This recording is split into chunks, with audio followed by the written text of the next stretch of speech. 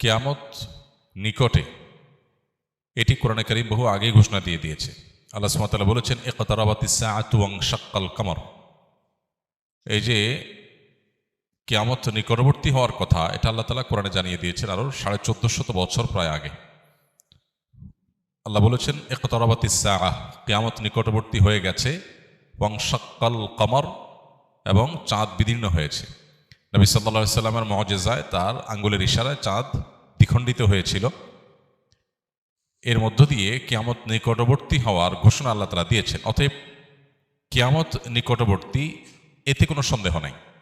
নবী করিম সাল্লাল্লাহু আলাইহি সাল্লাম বলেছেন, বুআইসতু আনা ওয়াস-সাআতু কাহাতাইন, আমি এবং কিয়ামত, অর্থাৎ তাঁর আবির্ভাবের কথা তিনি বলছেন, তাঁর আবির্ভাব এবং কিয়ামত এ দুটি ঘটনা দুটি আঙ্গুলের মতো পাশাপাশি অবস্থান করছে। একটা আঙ্গুলের মাঝে, একটা আঙ্গুলের পরে আরেকটা আঙ্গুল, মাঝে আর কোনো আঙ্গুল নাই। তাঁর আবির্ভাবের পরে পৃথিবীর সবচেয়ে বড় বিষয় বা ঘটনা হবে মহাপ্রলয় বা কিয়ামত। এই যে কিয়ামত, এটি নবী সাল্লাল্লাহু আলাইহি ওয়াসাল্লামের পরের পৃথিবীতে ঘটা সবচাইতে বড় ঘটনা, অর্থাৎ মাঝে কোনো নবী রাসূল থাকবেন না। এখান থেকে কিয়ামতের নিকটবর্তীতা বোঝা যায়। কিন্তু আমাদের সমাজে কিছু ঘটলেই, কোনো ঘটনা, কোনো যুদ্ধ, কোনো বিগ্রহ, কোনো কিছু ঘটলেই আমরা অনেকে কিয়ামতের দিনক্ষণ গণনা করতে শুরু করি, যে আর এতশো বছর আছে, এত বছর আছে, আর ঘরবাড়ি করে লাভ না, ইত্যাদি ইত্যাদি। হ্যাঁ, একজন ইমানদার সবসময় প্রস্তুত থাকবে আখিরাতের জন্য, দুনিয়া নিয়ে অনেক বেশি ব্যস্ত হয়ে থাকবে না। যে কোনো মুহূর্তে তার ডাক আসতে পারে। প্রত্যেকটা মানুষের মৃত্যু মানেই তার কিয়ামত, সেটা ভিন্ন বিষয়। কিন্তু এই সৃষ্টি জগতের যে বিশাল আয়োজন আল্লাহ তাআলার, এটা যে আল্লাহ তাআলা ধ্বংস করে দিবেন, সেটা অতি নিকটে। এই অতি নিকটের ডেফিনেশনটা কি, এটার সংজ্ঞাটা কি? অতি নিকটে মানে কত বছর? এটার ইলম একমাত্র আল্লাহর কাছে আছে। 1450 বছর আগে কোরআন যে বলেছে ইকতারাবাতিস সাআহ, যে মহানিনাদ গোটা সৃষ্টি জগৎকে ধ্বংস করে আল্লাহর বিচারের মুখোমুখি করবে মানুষ এবং জিনকে, সেই মহানিনাদ বা সেই কিয়ামত, সেটি নিকটবর্তী হয়ে গেছে। এটি বলার পরও পার হয়েছে 1450 বছর। এরপর সামনে আরো কত বছর বাকি আছে আমরা জানি না। হতে পারে 200 বছর, হতে পারে 2000 বছর, হতে পারে আরো কম বা বেশি। এর ইলম একমাত্র আল্লাহর কাছে আছে। কোরআনে বারবার করে এই বিষয়টা আমাদেরকে সতর্ক করা হয়েছে যে কিয়ামতের ইলম, কিয়ামতের সময় ক্ষণের ইলম একমাত্র কার কাছে আছে? আল্লাহ রাব্বুল আলামিনের কাছে। খোদ নবী সাল্লাল্লাহু আলাইহি সাল্লামকে যখন জিজ্ঞাসা করা হয়েছিল কিয়ামত কবে হবে, তিনি উত্তরে বলেছেন, মাল মাসউলু বিহা বিআলামা মিনাস সাইল।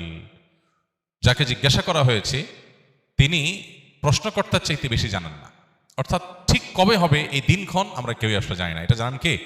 আল্লাহ রাব্বুল আলামিন। তবে হ্যাঁ, কিয়ামতের অনেক আলামত আছে। এই আলামতগুলো আপনি চাইছেন যে অবশিষ্ট সকল আলামত জানতে। কিয়ামতের সকল আলামত একসাথে জানানো কঠিন। কিয়ামতের আলামতগুলো দুই প্রকার।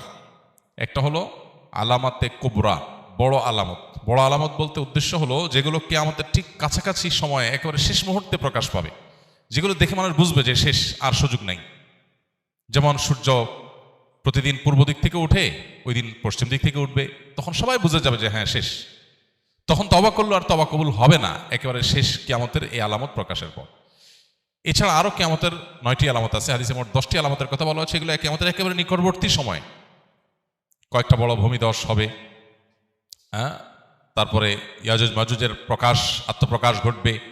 দাব্বাতুল আরদ, একটা প্রাণী অলৌকিকভাবে প্রকাশিত হবে, ইত্যাদি ইত্যাদি কিয়ামতের আলামত আছে। আর ছোট আলামত যেগুলো, ছোট আলামত বলতে যেগুলো কিয়ামতের অনেক আগে থেকে প্রকাশিত হওয়া শুরু করেছে, যেমন নবী করিম সাল্লাল্লাহু আলাইহি সাল্লামের আবির্ভাব ইটসেলফ কিয়ামতের একটি আলামত। কিয়ামতের আলামত মানেই কিন্তু নেগেটিভ কিছু না। আমরা মনে করি কিয়ামতের আলামত মানেই খারাপ কিছু, এটা সবসময় জরুরি না। হ্যাঁ, বেশিরভাগ আলামতই হয়তো, বা একটা উল্লেখযোগ্য সংখ্যা আলামতই হয়তো নেগেটিভ বা খারাপ জিনিস, অপ্রত্যাশিত জিনিস। কিন্তু কিয়ামতের অনেক আলামত আছে যেগুলো আসলে খারাপ কিছু না। যেমন নবী সাল্লাল্লাহু আলাইহি সাল্লামের আগমন, তার আবির্ভাব, এটা কিয়ামতের একটি আলামত। তার মানে এটা একটা ইন্ডিকেটর যে সৃষ্টি জগৎ তার পরিণতির দিকে যাচ্ছে। তারপরে আর নবী কোনো রাসূল, নবী হিসেবে রাসূল হিসেবে কি আবির্ভূত আসবে না, নতুন কোনো নবী রাসূল আসবে না। সো এরপরে আসবে কি? কিয়ামত। তো এটা থেকে নিয়ে শুরু করে কিয়ামতের আলামত সমূহের সংখ্যা কি, এ সম্পর্কে সৌদি আরবের একজন স্কলার ডক্টর মোহাম্মদ আল আরিফি, তার একটা বই আছে নেহায়াতুল আলম, আর একটা আছে আরশাতুস সাআহ নেহায়াতুল আলম।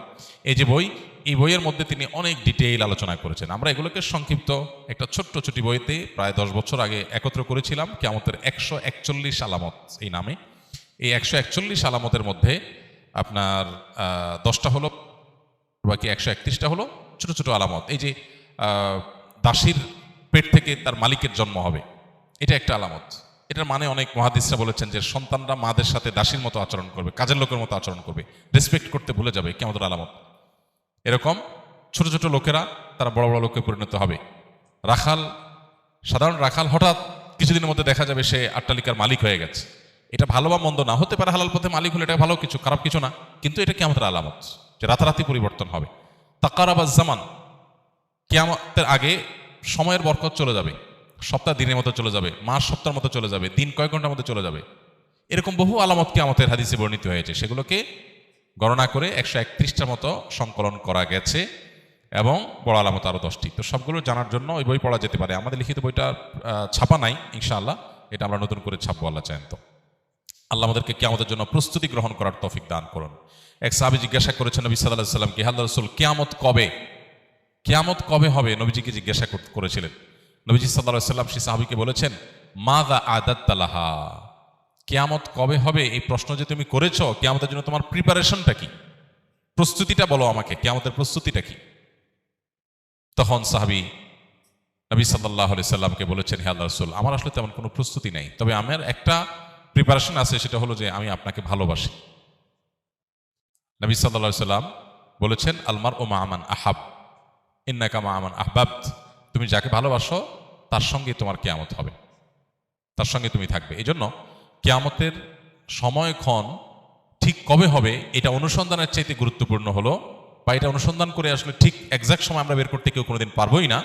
আলামতগুলো প্রকাশিত হচ্ছে একের পর এক, সময় ঘনিয়ে আসছে, যে কোনো মুহূর্তে আমার মৃত্যুর মাধ্যমে আমার ব্যক্তিগত কিয়ামত শুরু হবে, আমার নিজের কিয়ামত শুরু হয়ে যাবে। ইদা মাতাল ইনসান ফাকাদ কামাত কিয়ামাতুহু, মানুষ মারা গেলে ওইটা তার একজনের কিয়ামত। আর সামগ্রিক যে কিয়ামত গোটা সৃষ্টি জগতের, সেটাও অতি সন্নিকটে। আমাদের দরকার হলো প্রস্তুতি গ্রহণ করা। আল্লাহ আমাদেরকে যথাযথভাবে প্রস্তুতি গ্রহণ করবার তৌফিক দান করুন।